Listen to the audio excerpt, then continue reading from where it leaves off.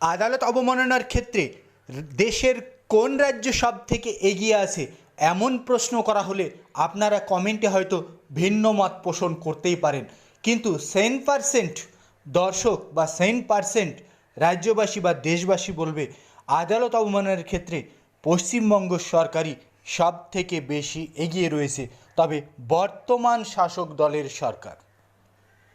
লোকসভা ভোটের আগে রাজ্য সরকারি কর্মীদের ডিএ বৃদ্ধি করেছে রাজ্য সরকার, তাও মাত্র 4%। আগে 10% করে মহার্ঘ ভাতা বৃদ্ধি বা ডিএ পেতেন রাজ্য সরকারি কর্মীরা। ফেব্রুয়ারি মাসে 4% বৃদ্ধি করা ফলে তা দাঁড়িয়েছে 14%। এই নিয়ে কিন্তু সরকারি কর্মীদের মধ্যে অসন্তোষ প্রবল আকারে রয়েছে। শুধুমাত্র সরকারের নিয়ন্ত্রিত কর্মী সংগঠন সামান্য একটু খুশি। এর মাঝে এবার রাজ্য সরকারি কর্মীদের ষষ্ঠ বেতন কমিশনের রিপোর্ট নিয়ে আদালত অবমাননার মামলা দায়ের হলো কলকাতা হাইকোর্টে।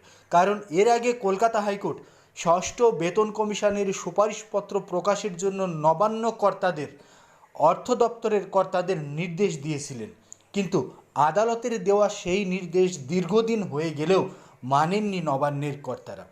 আগেই ইউনিট ফোরামের আবেদন মেনে ষষ্ঠ বেতন কমিশনের রিপোর্ট প্রকাশ করার জন্য রাজ্য সরকারকে নির্দেশ দিয়েছিল কলকাতা হাইকোর্ট, তবে আদালতের নির্দেশে কর্ণপাত করেনি রাজ্য। কাঁপুনিও ধরাতে পারেনি আদালত রাজ্য সরকারকে, কারণ বারবার নির্দেশ দিয়েও যেন কাঁপুনি ধরছে না শাসকের। তাই এবার সেই রুলস মেনেই আদালত অবমাননার মামলা দায়ের করা হলো নবান্নের অর্থ দপ্তরের বিরুদ্ধে, রাজ্য সরকারের বিরুদ্ধে। হাইকোর্টের নির্দেশ অনুযায়ী পদক্ষেপ করেনি রাজ্য সরকার, ফের একবার আদালত অবমাননার মামলা। আদালতের নির্দেশ দেওয়ার পরও তা না মানায় আদালত অবমাননার মামলার আবেদন গ্রহণ করা হয়েছে 24শে মে। বর্তমানে হাইকোর্টে গরমের ছুটি চলছে। 10ই জুন হাইকোর্ট খুলছে। আদালত সূত্রে খবর আগামী 14ই জুন এই মামলার পরবর্তী শুনানির দিন ধার্য হয়েছে।